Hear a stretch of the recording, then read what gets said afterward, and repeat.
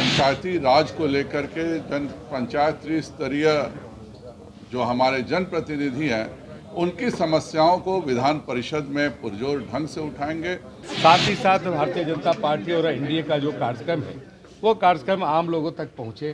NDA में जो हमारे कोटे की 13 सीटें मिली थी उनमें हम 8 सीटों पर जीते हैं और सभी माननीय विधान पार्षदों का कल शपथ ग्रहण हुआ और आज भारतीय जनता पार्टी से जीते हुए सभी विधान पार्षद यहाँ पर मौजूद हैं। मैं सभी को बहुत बहुत शुभकामनाएं देता हूँ और बिहार की जनता और जनप्रतिनिधियों को धन्यवाद देता हूँ कि जिस प्रकार आम चुनाव में भारतीय जनता पार्टी को सबसे ज़्यादा सीटें देने का कार्य बिहार की जनता ने किया था, उसी प्रकार इस चुनाव में भी सबसे ज़्यादा सीटें जीतने का काम भारतीय जनता पार्टी को जनप्रतिनिधियों ने दिया है।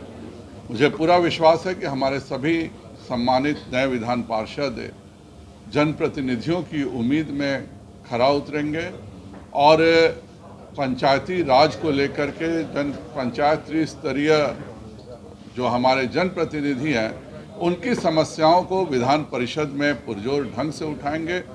यह भी एक सच है कि अगर 50% आरक्षण मिला तो यह इसी एनडीए की सरकार में नीतीश कुमार जी के मुख्यमंत्रित्व काल में मिला और 2014 के बाद से जहां एक पंचायत में एक मुखिया को 5 से 7-8 लाख रुपए मिलते थे, आज एक एक पंचायत में जनप्रतिनिधियों को 1.5 करोड़ से लेकर 3 करोड़ के बीच की राशि दी जाती है। अर्थात प्रधानमंत्री नरेंद्र मोदी जी के नेतृत्व में राशि को लगभग 20 गुना ज़्यादा बढ़ाने का काम किया गया, क्योंकि माननीय प्रधानमंत्री जी का यह पूर्ण विश्वास है कि जितने भी पंचायत स्तर की समस्याएं हैं, वार्ड स्तर की समस्याएं हैं, उनके निदान का और उनके विकास का मुख्य आधार हमारे त्रिस्तरीय जनप्रतिनिधि होना चाहिए।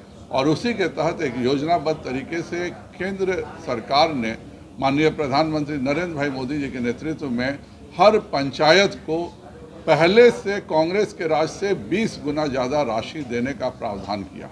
बिहार विधान परिषद में हमारे उम्मीदवार जीते हैं, उनका आज अभिनंदन था और आने वाले दिनों में जो विधायी कार्य हैं बिहार विधान परिषद के जो दायित्व हैं उनका वो निर्वहन बेहतर ढंग से करेंगे। साथ ही साथ भारतीय जनता पार्टी और एनडीए का जो कार्यक्रम है वो कार्यक्रम आम लोगों तक पहुँचे, ये भी उनका दायित्व होगा। और बिहार विधान परिषद भी एक संवैधानिक संस्था है और बिहार में तो आपको पता है कि बिहार विधान परिषद का गठन विधानसभा से पहले हुआ था। सर, सहयोगी जेडीयू को कम सीटें मिली आपसे और नहीं, देखिए हम सब तो आपके कार्यकर्ताओं ने उनको मदद नहीं किया। नहीं ऐसा ये एकदम निराधार है और जो भी सीटें मिली है सभी एक दूसरे के सहयोग से ही मिली है और हम लोग एक लंबे अरसे से साथ काम कर रहे हैं और उसमें इस तरह की बातों का कोई महत्व भी नहीं है। मुंगेर, बेगूसराय जैसे नहीं, ठीक है, अपने अपने ढंग से लोग आकलन नहीं कहा जा रहा है। जो जदयू का जो नेतृत्व है ऐसा कुछ नहीं कहा है। सर, पेट्रोल डीजल को लेकर भी बातें सामने आ रही है। कल मुख्यमंत्री ने साफ कह दिया कि बिहार सरकार कुछ कम नहीं कर सकता, केंद्र सरकार करेगा। नहीं, ठीक है, देखिए जो पेट्रोलियम उत्पाद है उनके कीमतों का बढ़ना घटना बहुत हद तक जो वैश्विक जो उसका दर है उस पर भी निर्भर करता है और ये घटती बढ़ती रहती है, तो उसका बहुत तुरंत ऐसा कोई समाधान नहीं है। लेकिन केंद्र सरकार या राज्य सरकार, कोई भी सरकार नहीं चाहेगी कि अपने देश के लोगों को कोई बहुत ऊंचे दर पर कोई चीज़ें मिले, लेकिन जो पूरे वैश्विक स्तर पर जो पेट्रोलियम उत्पाद से जुड़े देश हैं और कई चीज़ें हैं जो वैश्विक स्तर पर वो सारी चीज़ें घटती बढ़ती रहती हैं। और केंद्र सरकार के बारे में अगर माननीय मुख्यमंत्री जी ने कहा तो केंद्र सरकार निश्चित तौर पर उसको गौर कर रही है। क्या फीडबैक मिला? सुन रहे हैं वहाँ भी आप लोग का चक्का फंस रहा है इस बार।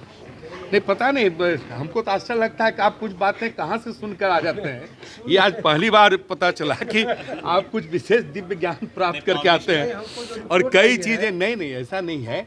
हमारे उम्मीदवारों ने, हमारे एनडीए के कार्यकर्ताओं ने अच्छी मेहनत की है, लोगों के कई नहीं। लीडर नाराज थे सर से मुजफ्फरपुर में। नहीं, ऐसा नहीं, मनाने की बात कहीं नहीं है, मनाने की बात नहीं है।